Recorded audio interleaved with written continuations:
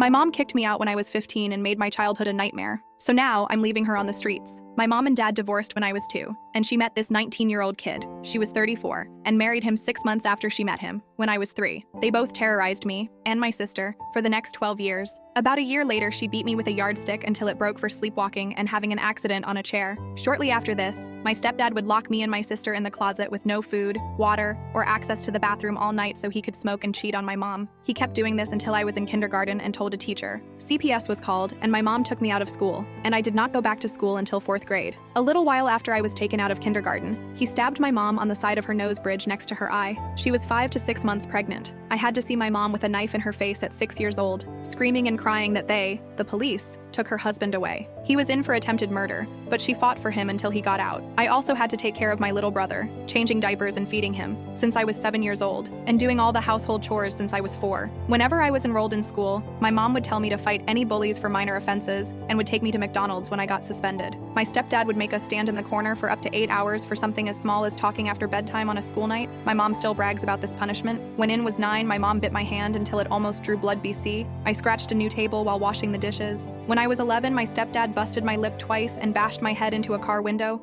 because they didn't have a certain game at GameStop. My stepdad was also very racist too. He said the N-word even though he wasn't black, gave us lashings like a slave owner and us his slaves. My stepdad didn't let us use the bathroom past 6 p.m., and I had a multiple year-long UTI because of it. When we were 15, my stepdad broke my sister's collarbone. After it happened, we told our mom, it's either him or us, and she told us to pack our bags and called our godfather to take us away, and that she hoped that he left us out to die in the snow. We went to a teen homeless shelter, group home, and it wasn't that bad, but half the staff were verbally abusive and accusatory. We went to foster care after that, and my mom sold the house that was not hers and kidnapped our brother and ran away. He was supposed to be in foster care with us, and she was a fugitive of the state for 3 years. I didn't see her until I was 17, and didn't see my brother again until I was 18. I got my own apartment through the first shelter, and my mom lives in the same town. She relapsed on crack and alcohol last year and got sober again in February. She also is never home for my little brother and forced him to drink whiskey, and he hasn't been in school or to the doctors in 3 years. Lately, she's been saying she's gonna get a lot of money, and I was thinking since my grandma just died and her rich sugar daddy's dad just died, I think,